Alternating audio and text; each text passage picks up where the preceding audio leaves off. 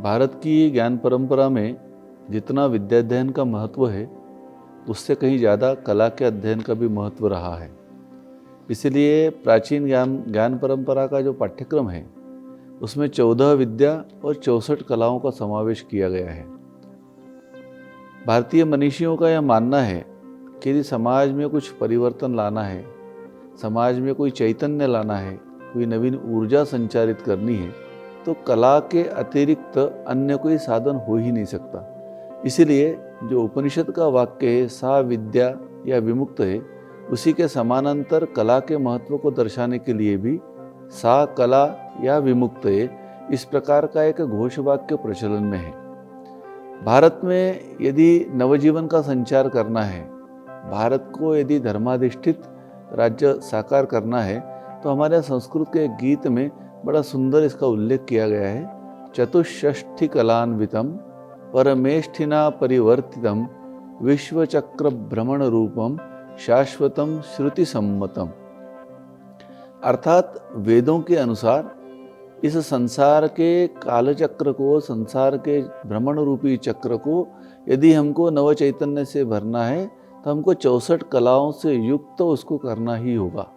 तो कला के इस उदात्त उद्देश्य को ध्यान में रखकर ही मध्य प्रदेश संस्कृति परिषद, कालिदास संस्कृत अकादमी उज्जैन विगत 66 वर्षों से रूपंकर कलाओं के माध्यम से, ललित कलाओं के माध्यम से इस साधना को साध्य कर रही है। यही कारण है कि अकादमी के द्वारा संपन्न किए जाने वाले नियमित कार्यक्रमों में, जहाँ एक और नृत्य, नाट्य, संगीत की प्रशिक्षण की कार्यशालाएं आयोजित होती है, एक कार्यक्रमों की प्रस्तुतियां होती है, उसी प्रकार से चित्रकला एवं मूर्तिकला के भी प्रशिक्षण वर्ग, कार्यशालाएं, प्रदर्शनियां आदि संयोजित की जाती है।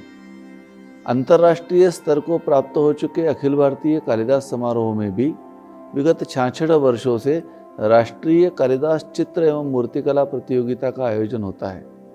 इस मूर्तिकला और चित्रकला प्रतियोगिता में संपूर्ण देश के विभिन्न प्रांतों से नवोदित कलाकारों से लेकर प्रतिष्ठित कलाकार अपनी प्रविष्टियां प्रेषित करते हैं।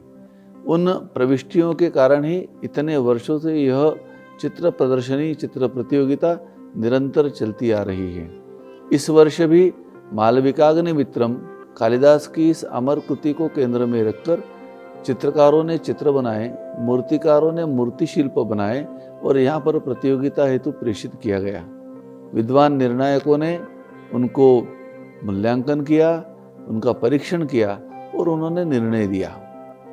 विद्वानों के निर्णय का हम सम्मान करते हैं, उनकी कला योग्यता पर किसी भी प्रकार का संदेह नहीं है, किंतु हमारे लिए तो वे सभी प्रतिभागी जिन्होंने इस चित्र प्रतियोगिता में अपनी प्रविष्टियां प्रेषित की, सब विजयी है, सब पुरस्कृत है, क्योंकि उनके कारण ही यह प्रतियोगिता संपन्न हुई है। अतः हम प्रतियोगिता में प्रविष्टि प्रेषित करने वाले समस्त कलाकारों को सादर नमन करते हैं, उनकी कला साधना का अभिवादन करते हैं। विद्वान निर्णायकों ने अपना अमूल्य समय दिया, यहाँ पर आके इस निर्णय के कार्यक्रम को आगे बढ़ाया, निर्णय के कार्य को संपादित किया। उन सभी निर्णायकों के प्रति भी हम हृदय से आदर व्यक्त करते हैं, आभार व्यक्त करते हैं। यह संपूर्ण आयोजन कालिदास समारोह हो या फिर अकादमी द्वारा संपन्न किए जाने वाले वर्ष भर के कार्यक्रम हो, इन कार्यक्रमों में हमारे प्रदेश के यशस्वी मुख्यमंत्री आदरणीय डॉक्टर मोहन यादव जी का एक सक्रिय, उत्साहपूर्ण मार्गदर्शन हमको सतत मिलता रहता है और उनके ये सकारात्मक सोच का ही परिणाम है कि अकादमी नित्य नए सोपानों को पार करते हुए एक नई ऊंचाइयों को छू रही है। हमारे विभाग के मुखिया आदरणीय धर्मेंद्र सिंह लोधी जी, जो निरंतर हमें प्रेरणा देते रहते हैं, विभागीय प्रक्रियाओं के लिए आदरणीय शिवशेखर जी शुक्ला जी ACS और संस्कृति संचालक नामदेव जी, इन दोनों का जो सहयोग है अकादमी के कार्यों में, उसको शब्दों में व्यक्त नहीं किया जा सकता, क्योंकि अकादमी के कार्यालय की जो प्रक्रिया है उसको अत्यंत सुगम बनाते हुए हमें कार्य संपादन के लिए उन्होंने एक स्वतंत्रता प्रदान की है। हम इन सब महानुभावों के प्रति आदर व्यक्त करते हैं। कालिदास संस्कृत अकादमी द्वारा आयोजित राष्ट्रीय कालिदास चित्र एवं मूर्तिकला प्रतियोगिता में प्रत्यक्ष और अप्रत्यक्ष रूप से जिन्होंने भी सहयोग दिया, उनके प्रति हम आभार व्यक्त करते हैं और आशा करते हैं कि भविष्य में होने वाले इस प्रकार के कार्यक्रमों में, इस प्रकार के आयोजनों में अधिकाधिक संख्या में सहभागिता बढ़ेगी, अधिकाधिक राज्यों की सहभागिता बढ़ेगी और निश्चित रूप से यह जो राष्ट्रीय चित्र एवं मूर्तिकला प्रतियोगिता प्रदर्शनी है वह अपने नाम को सार्थक करेगी, ऐसा हमको विश्वास है। बहुत बहुत धन्यवाद।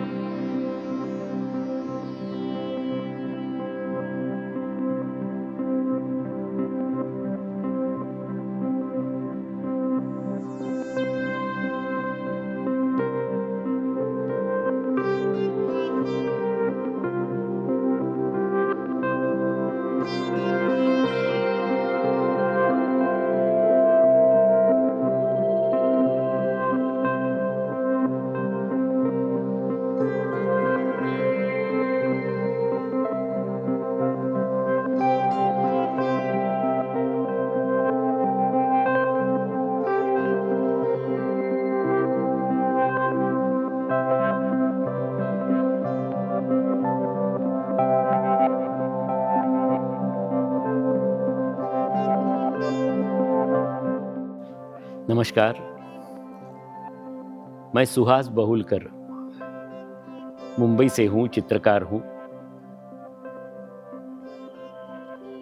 सन 1958 में कालिदास जी के ऊपर एक्टिविटीज़ एमपी में शुरू हुई, जिसकी शुरुआत पद्म विभूषण पंडित सूर्यनारायण व्यास जी ने की और उसमें चित्र और शिल्प का जो आयोजन है, प्रदर्शनी है, प्रतियोगिता है, उसकी शुरुआत वाकणकर जी ने की, जो कुछ चित्रकार थे और जिन्होंने भीमबेटका की खोज की। ऐसे व्यक्ति को कालिदास के विषय में रुचि लेना चाहिए, कुछ कलाकारों के प्रति करना चाहिए, ये भाव मन में पैदा हुआ, ये बिल्कुल स्वाभाविक बात है। तब से कई सारे गणमान्य कलाकारों ने इस प्रतियोगिता में भाग लिया। कालिदास जी के जो 7 महाकाव्य है, उसके ऊपर हर साल एक महाकाव्य को लेकर यह प्रतियोगिता होती है और इस प्रतियोगिता को देश भर से कलाकृतियाँ आती हैं। इसमें अभी ट्रेडिशनल आर्ट को ज़्यादा बढ़ावा दिया जाता है, फोक आर्ट को ज़्यादा बढ़ावा दिया जाता है, लेकिन शुरू में इस प्रतियोगिता में मुझे ऐसे लगता है कि इसमें एकेडमिक पद्धति के भी काम आए थे, वॉश टेक्निक के भी काफ़ी काम आए थे। और जो रिवाइवल स्कूल बंगाल में और मुंबई में शुरू हुआ और जिसका प्रसार पूरे देश में हमारी देश की स्वतंत्रता से पूर्व हुआ था, उसका प्रयोग करके कलाकारों ने अपनी कलाकृतियाँ इस प्रतियोगिता में कालिदास जी के महाकाव्यों के ऊपर जो कुछ उनके मन में भाव पैदा होते हैं, उसको पढ़ के, उसको अनुभव करके उसको चित्रों में शिल्पों में अंकित करके यहाँ भेजा था। ये स्वातंत्र्योत्तर काल में भी चलता रहा और इस प्रतियोगिता के कारण जो रिवाइवलिस्ट स्कूल है, वॉश टेक्निक का जो काम है, वो निरंतर देखने को मिला। आज भी हमने जो हमारी पारंपरिक मिनिएचर की कला है, फोक आर्ट है, हमारे यहाँ वॉश टेक्निक के जो चित्र बनते थे, जो अभी करीब करीब ख़त्म हो गए हैं, उस प्रकार के चित्र हमने देखे। इसके साथ साथ मुझे ये लग रहा है कि जिस प्रतियोगिता में हमारे गुरु के गुरुजी ने भी हिस्सा लिया, हमारे गुरुओं ने भी हिस्सा लिया, हमने भी हिस्सा लिया, हमने भी इसमें चित्र भेजा था, ये प्रतियोगिता का एक परीक्षक होने के नाते मैं गौरवान्वित खुद को अनुभव कर रहा हूँ। यहाँ एन.एस. बेंद्रे जैसे भारत के महान कलाकार जो इस प्रतियोगिता के जजिंग के लिए आए थे। मैं जे में जब पढ़ता था तब शंकर पलसीकर नाम के हमारे जे के डीन थे, उन्होंने इस प्रतियोगिता में अपने चित्र भेजे थे। मेरे टीचर थे W.V. करंजकर, उन्होंने भी इसमें चित्र भेजे थे और करंजकर जी ने तो रिटायर होने के बाद इस प्रतियोगिता में चित्र भेजे और उनको यहाँ पारितोषिक भी प्राप्त हुआ था। अब ऐसी परंपरा निरंतर चलाने वाला कालिदास अकेडमी जैसा एकमात्र ही संस्थान होगा जो कालिदास के महाकाव्यों के ऊपर प्रतियोगिता इतने सालों से ले रहा है और कलाकारों को एक अवसर प्राप्त होता है, एक मौका प्राप्त होता है कि हम कालिदास जी के महाकाव्यों का अध्ययन करें, उनको याद करें और उसकी जो सुंदरता है, उसकी जो संवेदनशीलता है, वो अलग माध्यम में हम करके दिखाएं। अभी इसमें कुछ मर्यादाएं लग रही है कि इसमें केवल ट्रेडिशनल फोक ऐसी पारंपरिक कलाओं को ही बढ़ावा दिया जाता है। मुझे लगता है कि अगर इसमें कॉन्टेम्पररी आर्ट का भी अगर समावेश किया जाए तो इसमें जो वैरायटी है वो काफ़ी बढ़ सकती है, क्योंकि कॉन्टेम्पररी आर्टिस्ट ऐसे विषयों पर सोचते नहीं है। उनको इस प्रकार का मौका मिलेगा कि हमें भी ऐसे विषयों पर चित्र बनाने का प्रयास करना चाहिए, जिससे इसका प्रचार बढ़ेगा, प्रसार बढ़ेगा और जिसका फ़ायदा संस्थान के साथ साथ कलाकारों को भी काफ़ी हद तक होगा। ये प्रतियोगिता बहुत ही अच्छे ढंग से कालिदास अकेडमी अरेंज कर रही है। इसका जो पूरा नियोजन है वो बहुत ही सिस्टमैटिक तरीके से हो रहा है। उसके साथ साथ मुझे ऐसे लग रहा है कि अगर कुछ गणमान्य कलाकारों को बुला के आर्टिस्ट कैम्प करके उनके द्वारा अगर कालिदास जी के महाकाव्य है, उनके जीवन के प्रसंग है, इसके ऊपर अगर चित्र बनाए जाए तो वो भी एक बड़ी अच्छी एक्टिविटी होगी, जिसको प्रदर्शित करके हम कालिदास जी को और उनकी जीवन को, उनके महाकाव्यों को, उनके कर्तृत्व को लोगों के सामने ला सकेंगे। ये प्रदर्शनी केवल मध्य प्रदेश में ही नहीं, अगर बम्बई में और दिल्ली में होती है तो इसका एक तरीके से सब देश को फ़ायदा होगा। इसका आयोजन करना कितना कठिन है मुझे बिल्कुल उसकी कल्पना है, लेकिन मुझे भरोसा है कि कालिदास अकेडमी के जो कार्यकर्ता है, उनके डिवोशन, उनकी कार्यक्षमता ये बिल्कुल करके दिखा सकती है। अगर तय किया तो वो हो सकता है। और इसके साथ साथ उसमें जो कलाकृतियाँ बनेगी उसका एक म्यूज़ियम भी अच्छी तरीके से एमपी में बन सकता है। मध्य प्रदेश की पहचान अलग अलग विषयों पर जो म्यूजियम्स है उससे बहुत ज़्यादा है। मेरे ख्याल से हमारे देश में मध्य प्रदेश जैसा विविध विषयों के म्यूजियम करने वाला दूसरा कोई राज्य नहीं है। मुझे लगता है कि इस विषय पर गंभीरतापूर्वक सरकार और संबंधित लोग विचार करें और इस आयोजन से हम और एक अच्छा म्यूज़ियम एमपी में निर्माण कर सकेंगे। तो ये जो प्रयास चल रहा है उसका फल हमें जल्द ही देखने को मिलेगा। सारी दुनिया के सामने खास करके आगे आने वाली पीढ़ी के सामने ये सब चीज़ें रखी जा सकती है। बहुत बहुत धन्यवाद।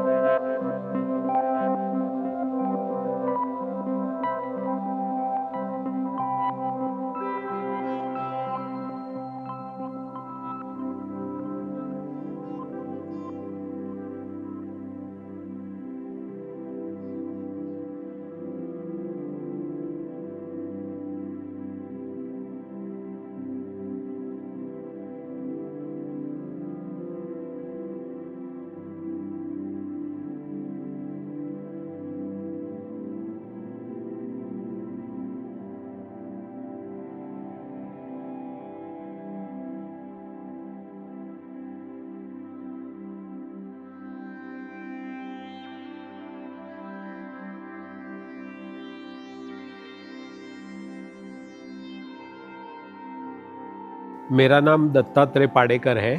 मैं मुंबई से हूँ, मैं चित्रकार हूँ और मैं पहली बार निर्णायक के रूप में उज्जैन में आया हूँ।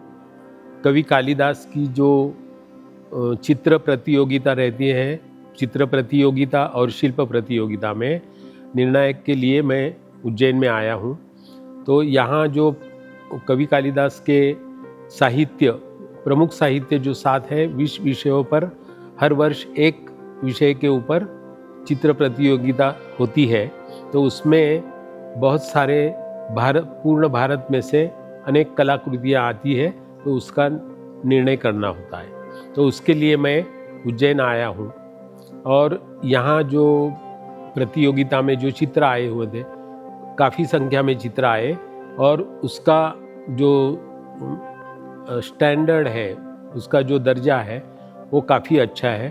और फाइनल जब हम निर्णायक रूप में किसको अवार्ड देना है, 5 अवार्ड दिए जाती है, 4 चित्रों के लिए और 1 शिल्प के लिए दिया जाता है। तो हमें फाइनल जजिंग के लिए काफ़ी ये करना पड़ा, क्योंकि काफ़ी अच्छे चित्र आए हुए थे और उसका निर्णय करना कठिन हो जाता है। लेकिन वो हमने किया और हमारे हिसाब से जो भी जिसको अवार्ड देने थे वो काफ़ी अच्छे 5 कलाकृतियों को हमने अवार्ड दिए हैं।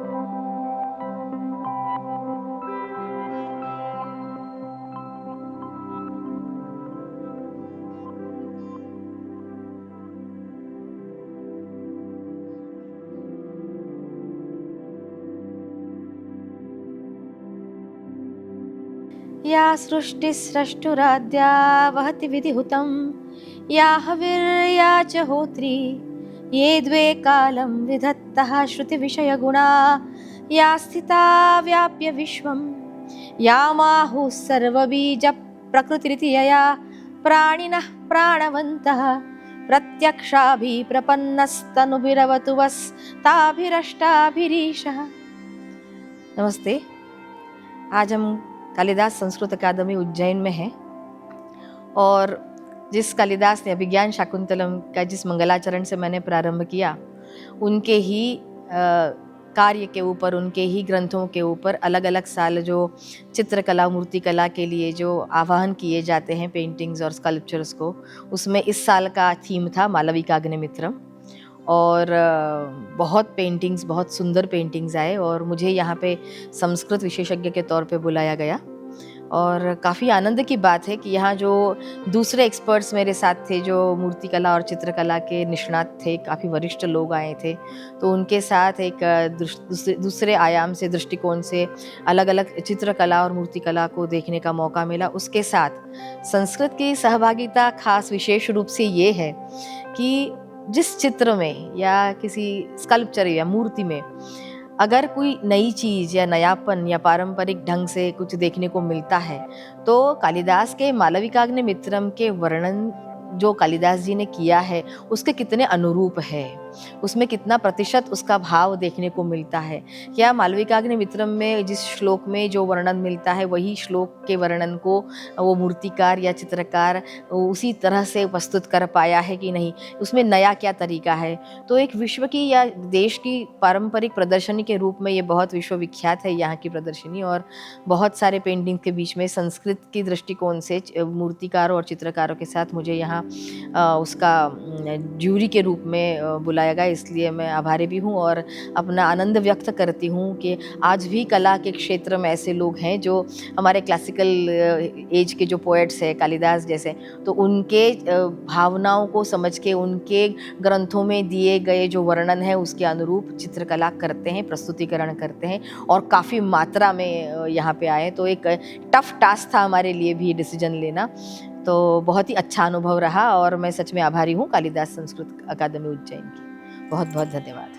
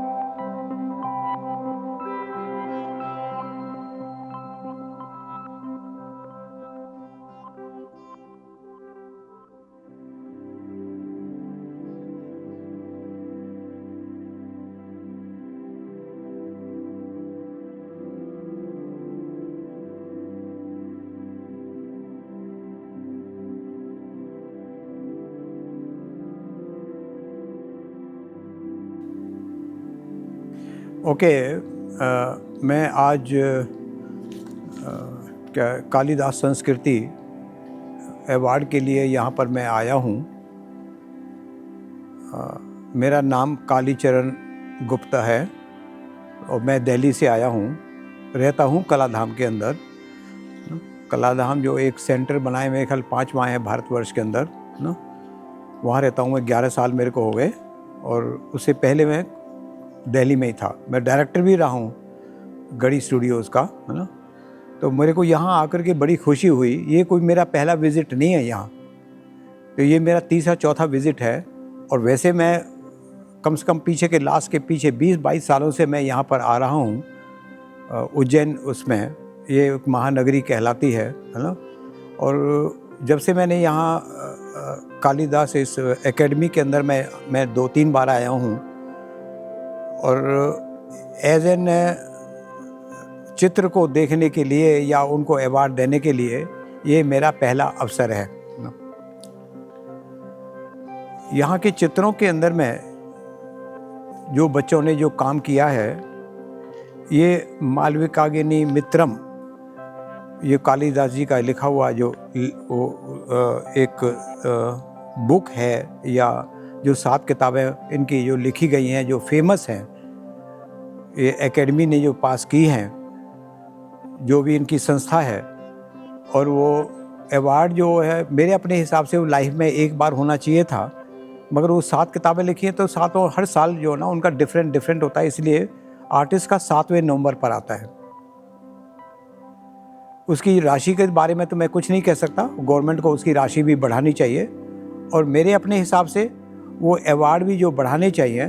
अभी केवल टोटल 5 अवार्ड मिलते हैं एक साल में, जिसमें एक स्कल्पटर होता है और 4 जो अवार्ड होते हैं वो दूसरी पेंटिंग्स के अंदर में होते हैं, डिफरेंट वर्क्स में।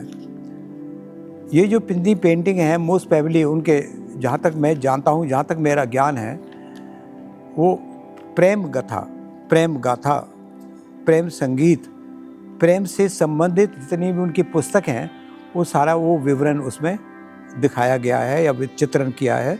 इस हिसाब से अगर देखा जाए, गवर्नमेंट एक संस्था के अंदर में कलाकार को कहीं से भी बुलाना एक ये गौरव की बात है।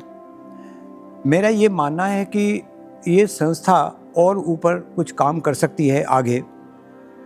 जैसे उदाहरण के तौर पर जो बच्चों का जो प्रोग्राम है, उनके जो हमारे जो नियर बाई जो स्कूल्स हैं और या कॉलेजेस हैं, उनको भी साथ में जोड़ें और साल के अंदर में कम से कम एक ऐसा प्रोग्राम हो जो बच्चों के लिए हो। यहाँ की जो व्यवस्था है, ऑडिटोरियम भी है इनके पास, और स्टाफ का बारे में मैं कुछ नहीं बात कर सकता, वो निदेशक जाने या स्टाफ जानेगा जो भी काम करेंगे। जितने ज़्यादा काम करेंगे उतना बड़ा स्टाफ भी बढ़ेगा आपका। और कुछ ऐड करने के लिए यहाँ का जो इनका जो अमाउंट है, जो मेरे को अभी नहीं पता कितना अमाउंट अभी इन्होंने अवार्ड दिया है, उसको भी बढ़ाएं थोड़ा सा। आजकल लाखों रुपए, 2 लाख, 4 लाख, 5 लाख अवार्ड मिलता है और वो साल भर में ये एक बार देते हैं। और वो 7 साल के लिए जो अवार्ड होता है वो 7 साल से पहले अप्लाई नहीं कर सकता या उसकी जजिंग नहीं हो सकती। अवार्ड के लिए पार्टिसिपेट कर सकता है, उसका काम पेंटिंग में आ सकता है या उसके जो एग्जीबिशन हो सकती है उसमें पार्टिसिपेट कर सकता है, बट अवार्ड नहीं आएगा। अवार्ड 7 साल के बाद में नंबर आएगा। जो ये नेशनल अवार्ड की तरह ही है ये अवार्ड भी, जबकि ये संस्था जो है हमारा ललित कला के साथ में अगर मैं बात करूं, जो दिल्ली के अंदर में है, वहाँ लाइफ में एक बार मिलता है। यहाँ 7 साल में एक बार मिलता है, तो वो उस अवार्ड की फिर कम से कम वो उसको तो बढ़ाएं, जो उसकी अमाउंट है उसको आप बढ़ाएं। बस this and thank you very much just to invite me over here. आपने मेरे को बुलाया, मैं उसके लिए धन्यवाद देता हूँ। Thank you very much.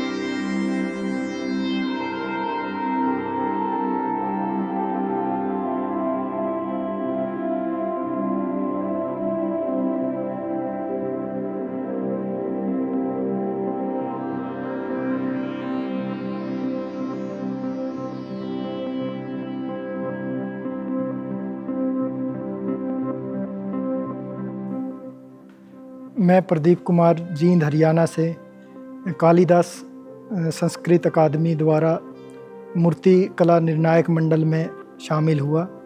मैंने यहाँ विभिन्न प्रकार की मूर्तियाँ देखी और परंपरागत जो इसका विषय था वो कालिदास की प्रमुख रचना मालविका अग्निमित्र था। विषय बहुत ही सुंदर था। उसी विषय को माध्यम बनाकर विभिन्न प्रांतों से विभिन्न माध्यमों में मूर्तियाँ यहाँ देखी गई। मुझे निर्णय करने का मौका मिला और अपनी सूझबूझ और अनुभव के आधार पे मैंने कुछ मूर्तियाँ चयन की, जिनमें से सबसे प्रभावी मूर्ति को चयनित किया गया।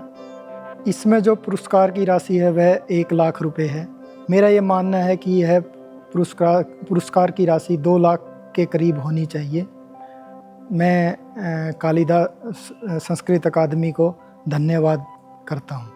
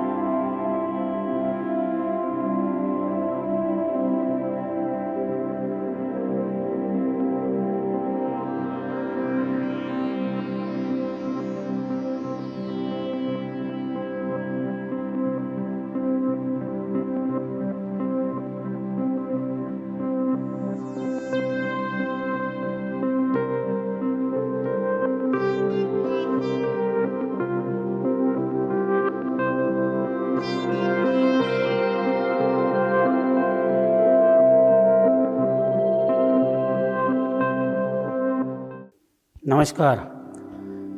67वें अखिल भारतीय कालिदास समारोह में महाकवि की अमर कृति मालविका अग्निमित्रम पर केंद्रित चित्र एवं मूर्ति कला प्रतियोगिता आयोजित की गई, जिसमें 13 राज्यों से 163 चित्र और 20 मूर्तियां प्राप्त हुई।